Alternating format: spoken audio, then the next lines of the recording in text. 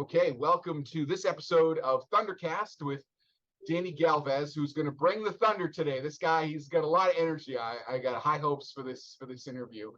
Danny, tell us a little bit about you.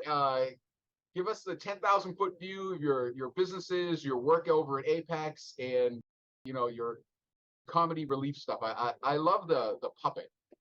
The puppet, yeah, we'll talk about that. And Doug, thanks for having me on. You almost wanted to say Thundercats, Right? but maybe right. It's probably the nerd in me, but I digress. Yeah, my name is Danny Galvez. I live in Houston, Texas, and I am a member of an organization called Apex. That's how I met Doug. And it's a group of like-minded entrepreneurs and business owners who are going through that personal evolution journey that many of us go through. And it's not without challenges. I also am co-owner and co-founder of Monumental Voice Media. We produce audiobooks and podcasts over there, and we help authors produce their own audiobooks. So we go in studio and sit with them. So it's a different flair, a different take. We go more into the coaching, and we're huge proponents of getting your message out there, building a community, helping people. And I've got to tell you, it's all connected. There's no such thing as self-made. And I'm grateful to be here. I started like a W-2 employee like everybody else and made my journey in entrepreneurship. And it was so easy. Totally kidding. First joke. Totally kidding. The first joke. So I did interview him. Yeah. He's fantastic. And the thing I like about interviewing you guys is you guys have this piece of success that all entrepreneurs need to participate in, which obviously is this online marketing and this voiceover and the podcast. Can you tell us a little bit about that?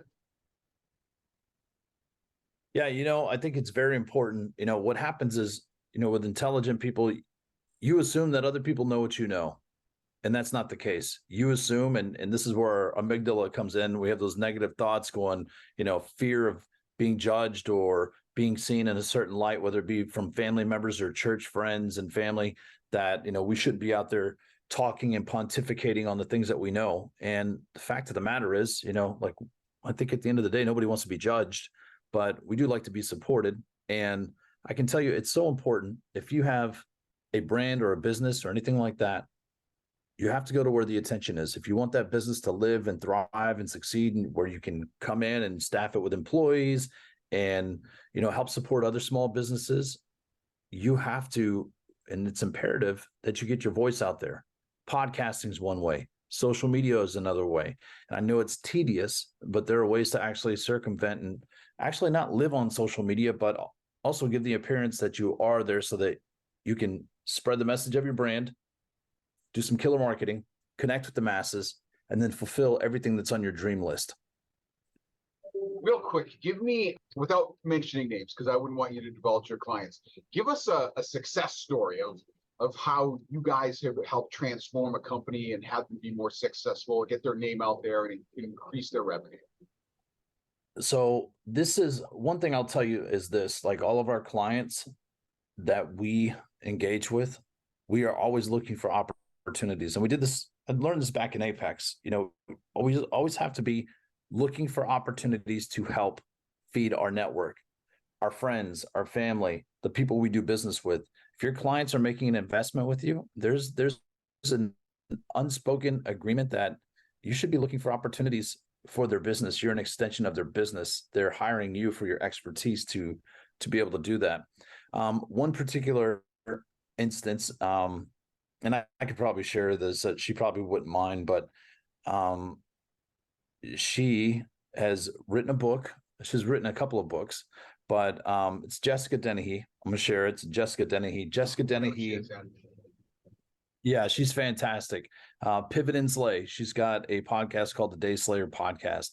And basically what she did was she started getting published in all of these magazines like Forbes, Inc., Entrepreneur. She had her podcast going.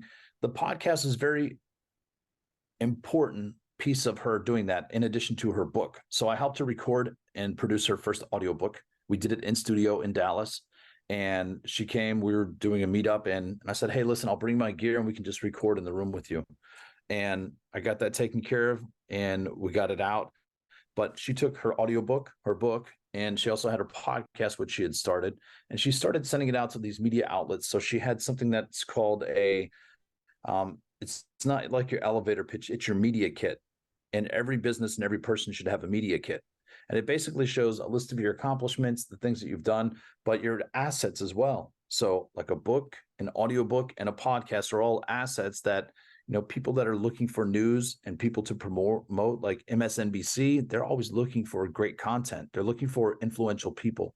Jessica is an attorney who left Wall Street. She was a Wall Street regulator, and she dove into entrepreneurship with her ex-husband. At that time, they were married, but she started a family, started a business, and she's taken her brand and exploded it to the place where she got to meet Michael Strahan. And if you're not a football fan, then you probably won't know who he is. You can Google him. But I remember her telling me, she's like, Danny, I did it. I was like, what do you mean? She goes, I accomplished one of my bucket list goals. And she was able, through a series of hard work and chance circumstances, to do a Zoom call and do an interview with him. And it was fantastic. Like, the producers of the show that represent him reached out and said, hey, Jessica, Michael wants to meet you. And that was probably one of the best days. It's like meeting your idol, your superstar. Right. So, and that's just one example of what can happen when you start a podcast. Wow. Yeah, it's if you put that all together, it's just getting your ducks in a row, figure out what you want and building the plan, right? And so it's just reminds me I need to build my own media kit, and I probably need to get a hold of Jeremy, get my act together. Yeah. Yeah, I think we're all guilty of that. I think I told Jeremy that too. I think Jeremy has his media kit, but he's like, Danny, you need to put together a media kit. I said, I know. I've been working. I've been in the trenches working. And it started back in the mortgage industry. Back in 2009, I was starting over. It was brand new. I was in the radio industry before that as a DJ, copywriter, producer. And my career had come to an end because of the economy, downsizing, and also familial circumstances. I was married. I had 2 young children, and the prospects of moving to a different market and starting over again, they were not viable for me. So I lived in a town of 80,000 people and started cutting my teeth in the mortgage industry. So it was pretty interesting. So, wow, you've been in multiple industries. So, but you did media as well. I was trying to do a little bit of research on you. Were in radio. Mm-hmm. Yep. Yeah. Radio is pretty fun. That was a pretty interesting story. Pretty typical too. You probably hear from a lot of people. I was thinking, hey, I need to go to college. And my father, there's nobody in my family that had gone to college besides my aunt. I think my aunt had gone and she got a 2-year degree, became a nurse. And she was like, I don't like it. That's back when nurses actually could go to school for 2 years and they were good. So I would be the next out of the cousins to go to college first.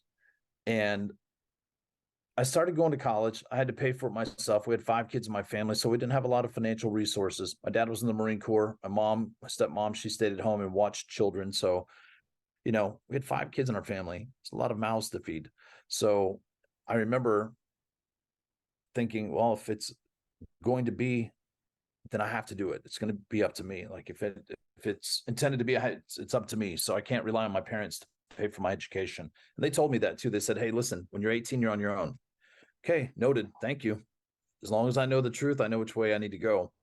So I went into college. I pulled Pell Grants and things like that and took out a couple of loans. But after the first semester, I remember I was standing on top of this food truck and it was nighttime in Wisconsin and dew had started to form on top of this food truck. And I was dancing because we were at like a dorm party and it was a public dorm party, but I was up there trying to showboat and I slipped and I fell down. I didn't fall off of it. Thank God I didn't break my neck or break anything else. But I remember getting up and I was looking up at the sky and it was beautiful and crisp and clear. And I thought, you know what? This is not what I want. This is going to take me too long.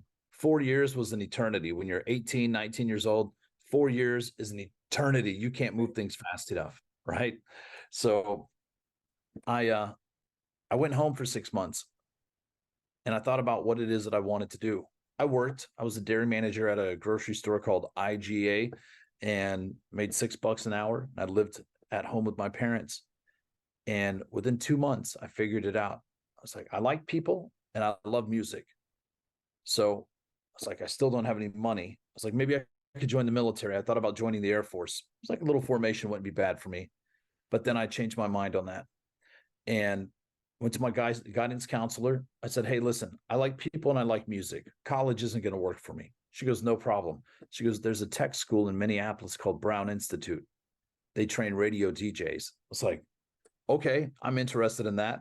And next thing you know, I'm applying for a scholarship. I made this demo tape in a farmhouse where I lived. And this is back when we had cassette players. Doug, you probably remember cassette. I do remember cassette players. I'm that old. I was sitting there, I had a handheld one, and then I had the stereo, and I was going back and forth, and they had a list of instructions of, tell us about one of your favorite moments, introduce the latest song, one of your favorite songs, and then tell us why we should pick you as this year's scholarship winner. They were giving away 2 scholarships that year, and I won the one for the location Minneapolis, Minnesota. Wow. Full ride scholarship. It was a technical degree. It was enough to get me in the door so I could go through their program, and then probably within a week, I had a job in a major market radio station. And that's not typical, but I went in as a music research assistant. And I remember, again, after going there, it wasn't enough for me. I thought, I want to be on the air. I want to be a DJ. I want to be an announcer. And so I started applying. I went back to the school that I graduated from, and they said, it's funny, they have a radio station 45 minutes south of the cities. You'd have to drive every day. It'd be 9:30 a.m. to 6 p.m. I was like, okay, perfect. Sign me up. So my first job was $1,200 a month. And I went to work for Stereo KYMN in Northfield, Minnesota. And Did you think when you made those tapes that you were going to get that scholarship, or that you were going to land a gig so fast? I mean, was that on the radar, or were you just like, I'm just going to throw something against the wall and see if it sticks? I was, I'll tell you this, that in my younger years, I found that I had a craft and a knack for the enjoyment. And I think the only reason why I won that scholarship is because I was enjoying the moment where I was creating, where I was making that. It was like winning the lottery. I was so determined, and I was so focused and so clear on getting this done. I moved everything out of my way. And that happened in both cases too. And I think sometimes as a human mind, we play tricks on ourselves, but because of everything out here saying you can't, you won't, they always talk about haters and things like that. But at the core of it, if I'm looking back, my intentions were set and I was focused. And when you take your intentions and combine them with focus, you can do anything you want, and everything you want to have happen will appear. It might not happen the way you think it's going to. Right. But if you have faith and you put in the work, release the expectations, everything you want is going to show up, and it's going to show up a lot faster than you think.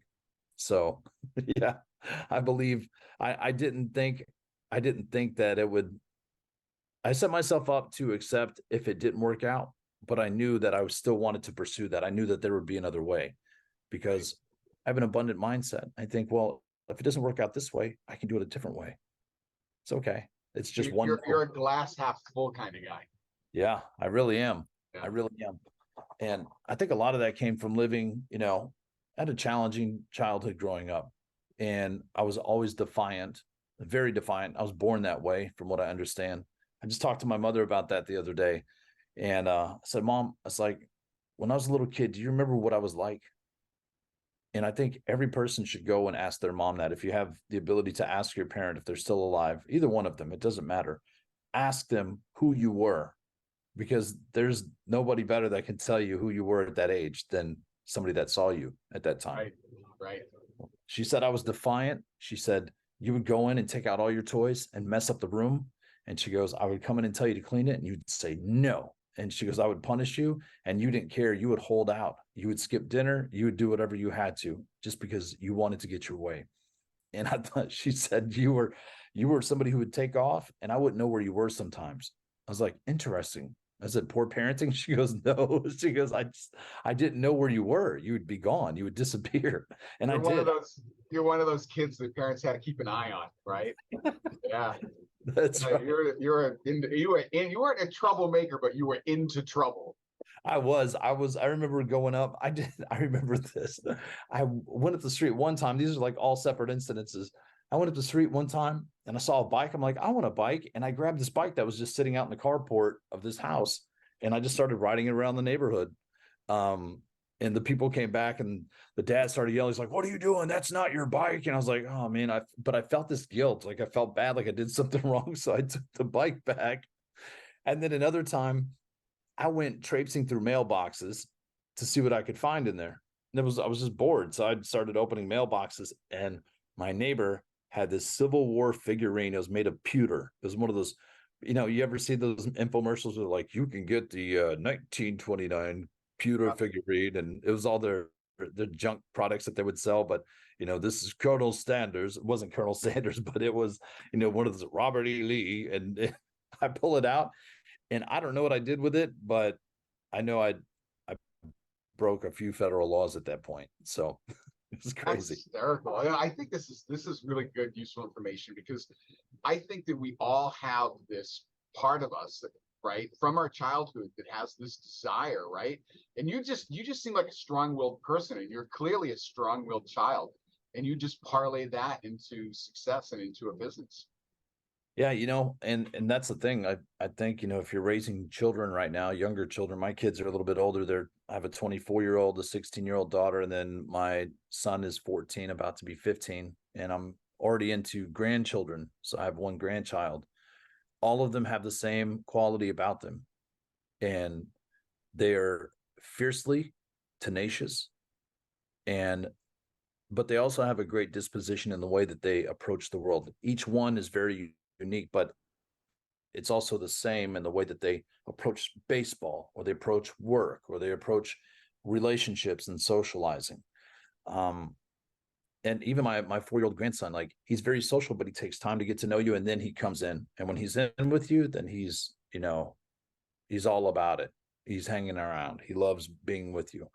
You have to be tenacious. And as it pertains to parenting, if you see a child, I see a lot of parents that want to have kids sit down and shut up. That used to be my line when I was a kid, and I didn't like it. Hey, adults are talking. I I didn't like it. I was like, how am I going to learn about the world if I can't be around people that are older than me or know more than me? So I'd always try to insert myself into the conversation, or at least listen to see what I would learn, because I knew I wasn't learning anything in school that would benefit me, because those kids were trying to learn the same things I was. But it was controlled by school. School wasn't teaching us anything about life. So I took every chance I could to be in those social situations where I could learn from older people. And I'm grateful I did, because it's the thing that propelled me into entrepreneurship. It was never enough to work at a W-2 job. Even in radio, there's a point. I remember in 2009, my career came to an end, and I had to reinvent myself. And I'm grateful for that moment. I had a 17-year career I think I worked until even part-time until 2012 or 2013. And then I put it down. I don't want to say I fell out of love with it. I had people ask me, do you miss it? I say, no, because everything that I had then is easily accessible now. Right. I can do it now, but there's something more. I wanted to build something more. I wanted to build a company. I went to work for other companies in the mortgage industry, same thing. I learned how to manage there, learned how to follow up with leads. I learned more about CRMs and databases. I got really good at marketing and branding. And I was really good at leading the team that I had at that point too. So it was a Swiss Army knife. And People that's, skills. You have multiple people skills. Yeah. I do. And thank you. It's the education piece was the one that I really liked, because we would go and do education pieces for real estate agents. So they needed continuing education hours every 2 years. And we'd say, hey, why don't you come in for 2 days, and we will get you all of your credits. It's only $25 for the 2 days. You'll be fed breakfast, lunch, and then we'll do a cocktail hour. And we did that for 2 days. And the reason why we did is because those were the people that we wanted to be in the room with consistently. And now we had them for 2 days at a time, undivided attention. They had to be there. So that's where we made friendships, relationships. We got to know people better. It was brilliant, but we had to build our own stage to do it. You just made me think of a great question. If you had to look back over your entire lifespan, what are the most important relationships that you have formed that allowed you to be successful? I just thought of three people, 4 people. And the thing is, I'll tell you this, Doug, like I have a very dark past with my father. And my father was somebody that I didn't have a great relationship with, was always very contentious. Um, but I think that was intentional. That was on purpose. And I'd have to give some credit. Like he had an impact on my life because he was the example of the kind of father I would not be. At a very young age, I knew like, I'm not going to be like him. If I ever have children, I will never be like him. And I've been successful in that. The next person is Chef George Sarah. And Chef George was married to one of the Marriott daughters. He had 7 children. When I met him, he was 52 years old. I was 25 at the time. And I'd recently become a father, and I was dealing with the drama of just being a single dad. I was raised Catholic too, so there's a lot of shame in that. I was having identity crisis and trying to figure out what I was going to do. I felt like I was strapped down, and how do I be a dad but also be a DJ, and how do I, navigate, making my way into the world. And George was great. He was a chef, and he was at Kennebunkport, Maine. I didn't believe him, and he's like, Danny, listen to me. Don't be so sensitive. And he would always say that to me. That stuck with me. I was like, you're right, George. I need to just handle business. But he really helped me find my confidence and find the foundation that I needed to put myself into other rooms with high net worth individuals. And I learned that from him because I didn't start listening to him until he brought in pictures of him standing next to President George Bush Sr. and Jr. when he served at Kennebunkport. And there he was in his chef hat. And he was still married to one of the Marriott daughters at the time. But when I met George had a son that was about my age. And he had been isolated from his family, gotten divorced, and the children basically stonewalled him. So he was missing his children and even contemplated suicide. Wow. I remember him telling the story. He's like, Danny, listen, he's like, I was sitting there with the 357 in my mouth, but something told me not to. I was like, that's heavy. I remember shedding a tear because I was thinking, man, like if you did that, the world would be missing out on you right now.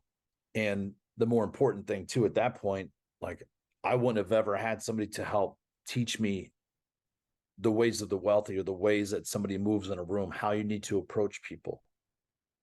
Talking 5-star, we're talking when you get into that place where you can serve at a higher level, you have to have a guide to get you there. You need to have people that can walk you from one place mentally into that room, and you have to do it yourself. And you, Doug, you probably see it too in business. Every day. Yeah, it's been a huge jump. There's one other person, and he was a priest. All the priests that, like when we were raised growing up, all the priests we had become friends with the priest. And no matter what your opinion is on the Catholic Church, it doesn't matter. I don't practice now, but I will tell you this, that like I had Father Bob was very instrumental in helping me in my formation of the way that I looked at money. He was a diocesan priest. And diocesans, they're not like Franciscans. They're allowed to own property, companies, and his was more geared on living well. And he had a lot of great wisdom too as it pertains to human beings and psychology and establishing core values to the types of people you want to be surrounded by. Because I used to ask him, I was like, Father Bob, how do you walk into a church knowing that there are certain people doing things that they should not be doing and still smile and be nice to everybody? That was my question to him. Wow, that's a powerful question.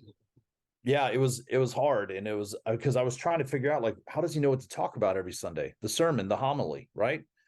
There's always a message. I'm trying to figure that out because it's always on point. And he goes, because all you have to do is look. It's like you look into the eyes of everybody there. He said, but if I'm a shepherd and a leader, it's my responsibility to help them as we would expect God to help us, or our creator, whoever that is for you. He said, you look through a different lens and you see people differently. It requires compassion. It requires empathy. And it also requires your ability to discern whether or not they're there for good purposes or if they're truly trying to improve their lives. So I was like, I had to process that for a few years. Right? I mean, yeah, that sounds about right. for processing. All right, Yeah. so that's three. Who's the fourth influence? You know what? I gotta say Ryan motherfucking Stewman. I knew it was coming. I wanted to set you up for that. Yeah, we don't call him that anymore because he's made that transformation. He's just Ryan Stewman. I introduced him at a recent event as Ryan Kingmaker Stewman, and that came from his pastor, who had labeled him that. And he said, "Ryan, you're more than a leader. You're a kingmaker," and he's absolutely right. I've not met any other human being in person that I've spent the most amount of time with that has affected so many lives that you can't even document how many lives he's changed. And no matter what, you think that he would be as famous as Jesus. You think that he would be as prolific as the Pope. One thing I will tell you, that everything that I had done in my life leading up to me meeting him, it prepared me to come and work with him. And Ryan is the same person and has been the same person consistently. And he's very raw. He'll say, I've got flaws. I'm not perfect. But he will always go to make improvements. He will always go to invest in himself and seek out a way to do things better. But it's not just for him, though. He does it. He's a great dad. His kids love him. And you know, if a man is good by the way their kids are with their dad, Right. you really do.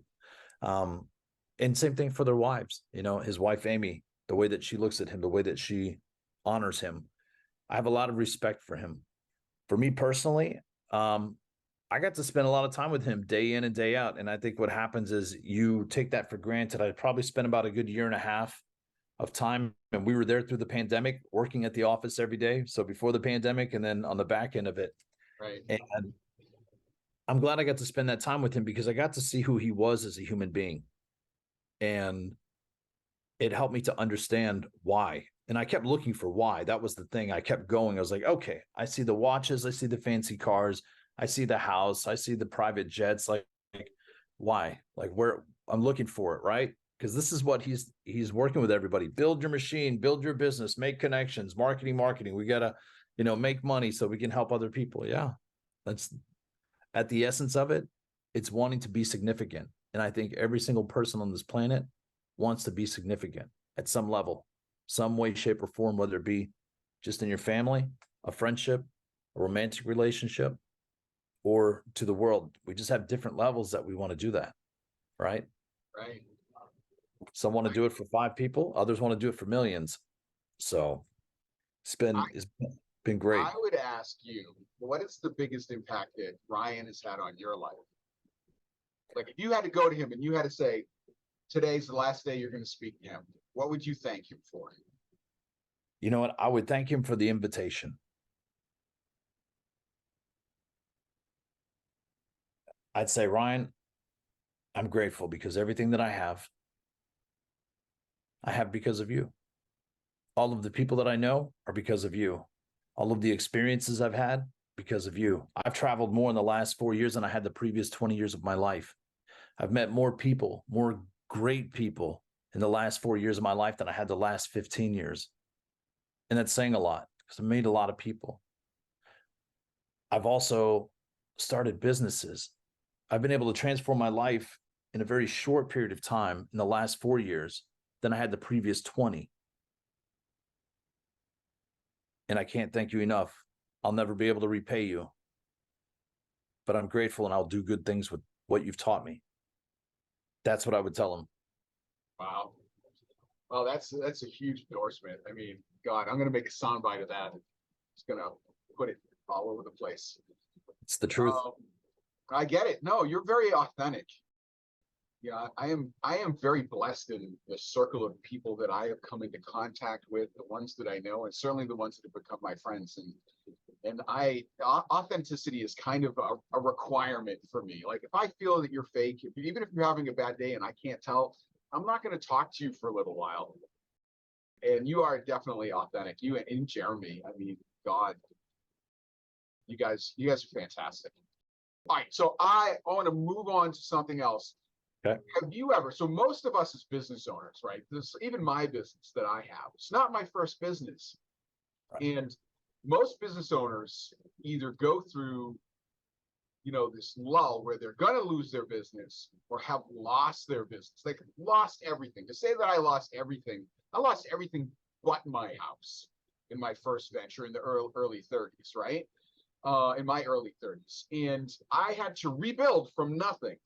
And I think that is a very transformative experience. Have you ever encountered anything like that? And if you have, what was the thing that the moment you knew you turned it around, and what was that thing? Was there something that inspired you? Was it someone who came into your life?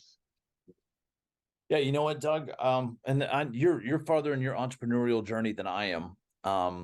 And I gotta say I've been a part of companies that have had to turn it around.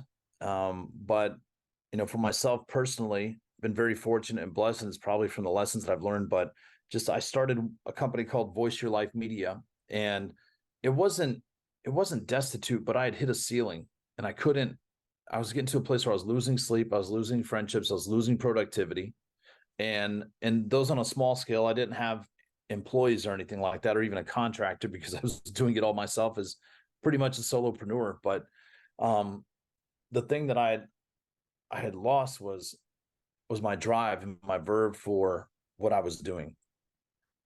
And then I heard this clip, and I don't even know who it was. It was a random motivational speaker on Instagram. I was scrolling through Instagram one night, and she was telling a story about how she was a nurse. And she goes, I just got tired of doing what I was doing, but I loved what I was doing. So I chose to do it differently. And she tells the story of how she leaves the ER, which is high stress. The people that live and work in ERs, it's a very stressful situation. But she turns around and she goes into home health, and she starts a company, and it makes her more productive and more successful. She makes more money than she ever had nursing, but she was still able to work with patients. Her main focus was working with people. And in that, she found rejuvenation. And that really helped me to take a look at what I was doing. And I was still hanging on to some scarcity, right? Oh, I got to do all of it. There's nobody that's better than I am. I have to be the one in control of this, and I want to be the best. That's the ego creeping in, right? Yeah. Scarcity. Hey, let me just hang on to all this. But I realized that I couldn't grow beyond where I was if I didn't have help. I wouldn't be able to go farther if I didn't have somebody that had an equal skill set or talent as me, or better management skills, right? So that's why I had to surrender. But when I surrendered, everything that I needed to know came in. Right. I'm editing a podcast one night. Jeremy shows up. I'm like, this is great. You know what happens? I get freed up to do other things, like write copy for other companies, right? In Apex, I write a lot. I do a lot of writing, focused on social media. So we start working together. We start attracting more clients. Jeremy was looking for a partnership that would actually pan out well and be lucrative and fruitful. And you know what? We're not rich, but we are building something that is going to be sustainable and not just feeds us, but also feeds the people that we bring into our network, and also provides a great service for our clients. That's just one element. We save people on average 30 to 40,000 on not having to have a media team, just by handling those two elements. There's a lot of writing, a lot of production. And when you look at it like that, you're like, oh, okay, this is great. I just made somebody's life a lot easier. They'd never have to worry about anything. So with that, I'm sure that there are going to come other times and moments in my life and my journey as I go through this process, but I'm pretty excited to be here. I love the lessons of entrepreneurship, and I learn a lot from those people like you. You like, I haven't gotten to the place where I mortgage my house. No, not yet. I mean, God, what does that look like on the back end? I bet it's really magnificent. On the other side of that pressure that's built up, that dedication and determination to say, I'm willing to give everything I've got, including the shirt off my back, to fulfill this purpose and this mission and keep this company going. That's passion. So kudos to you, Doug. Oh, thank you. I appreciate that. I know that, someone's going to be listening to this, right? And they're going to want to start a business. And someone may be listening to this, and maybe they already have a business. Maybe they've been established for a while, But every business has moments of crisis, and not one. It happens over and over and over again. And every crisis is different. Every crisis has a different solution. And, there may be someone who's listening right now who's like, I don't know how I'm going to get out of this. I've been there. I have totally been there. I don't know how I'm going to pay my mortgage. I don't know how I'm going to pay my people a long time ago. And there is a light at the end of the tunnel. There is someone out there with the knowledge that you need to solve your problem. And nowadays, they're far more accessible than they have ever been. And if I had to put one thing on it myself, it's like, don't lose hope. Like, your imagination is the worst enemy. Stop thinking about it. Take action. Call the damn leads. Who says that all the time? Yeah, Drew B. Right? Wilson. Yeah, That's right. So, there is something that, if you have a cash crunch, there's look, maybe there's a lot of problems that got to that cash crunch, and you need to solve those. But solving those problems after the fact isn't going to solve your cash crunch. You have got to make more money. Making more money seems to be the solution to all the immediate problems, and then go back and address the small ones later. And so there are all these cool bits of information, and you've offered a lot today. You've just given us so much to think about. And I am so grateful that you came onto the show. no, Sorry, Doug, I just I'm talked honored. too much. Yeah, no, I'm honored. I feel like I talked way too much today too, but I appreciate you, and you hit it spot on. Like, go out and expand your reach, your network, like help somebody out too. You'd be amazed how many solutions you could probably help somebody else with. They're going through that. Like, if I just had somebody to do this, I'll tell you this, if you're willing to put in some sweat equity for another company, because what's the big, like, for that example, like, oh my God, I'm like, how am I going to pay my mortgage? Okay, go find 3 or 4 people that you can do something with and do something for that does not cost them any money out of pocket, right? Maybe they'll have a referral for you that turns into a contract, right? There's nothing better than a solid third-party endorsement, right? So, I mean, you have plenty of opportunity. Start your podcast, start writing every single day. It doesn't matter if it's a blog, medium.com. That's a great place to go start blogging. You can monetize it. It's $5 a month to be a member, and publications will pick you up, and they'll even pay you to read for the readers that are looking at your articles. So make sure you're making connections with people. Join Facebook groups. Make sure you're on different social media platforms too. That's going to be really important. So YouTube, LinkedIn, do not sleep on LinkedIn. The median starting salary for average LinkedIn user is 6 figures. And a lot of the people that recruit, that own businesses, if you're in business to business, you want to be on LinkedIn, looking and prospecting and connecting. So it's powerful over there.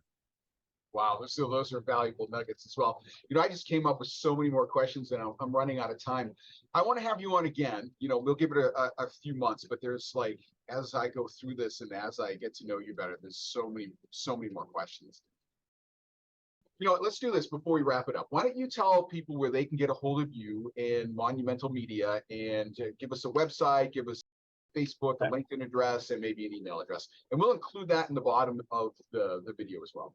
Okay, that's perfect. And Doug, thank you again for having us on. You can go to monumentalvoicemedia.com. We've got our contact information there, including the email. You can book a call with us if you want to have a conversation. It never hurts to have a conversation. You don't have to be starting a podcast. If you just need some insight or help, Jeremy's very multifaceted, extremely talented.